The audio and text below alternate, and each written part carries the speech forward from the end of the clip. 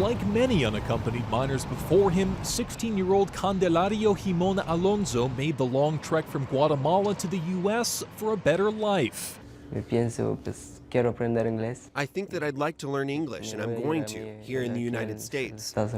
He crossed the border and, after being processed in a government shelter, was placed in Memphis, where he has family. He now lives in this small home with 12 people, some of them his relatives. But since he arrived in November, his dreams of an education have been put on hold. The man said that they sent me to another school where the adults are. Local school officials have kept him out of the classroom since he tried to enroll in public school in January. Instead, the cash-strapped district routed him to an adult school in East Memphis, where he could have taken English classes a few hours a week. But the GED and English as a second language programs were shut down before he could even register.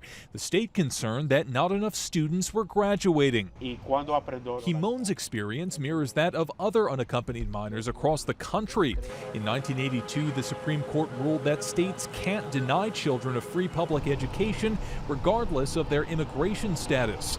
However, in at least 35 districts in 14 states, the Associated Press has found that hundreds of unaccompanied minors have been discouraged from enrolling or pressured into what immigrant advocates are calling unequal alternative programs. So here it's a verb. Robert Allen Ham teaches English as a second language to immigrants in the Memphis area and used to work at the adult school. We had a few young men and women that were of age 16, and when we saw how young they were, every one of them, we told them that they needed to go back to the high school and that it was their right to go to high school, and because we really prefer them not to come into the adult program. Since January 2015, 22 New York school districts have changed their policies as the result of an investigation by the state attorney general into immigrant students not receiving an education.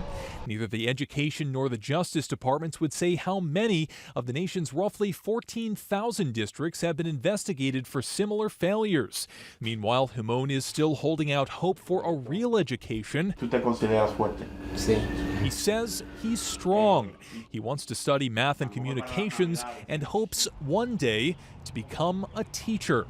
Robert Bumstead, Associated Press.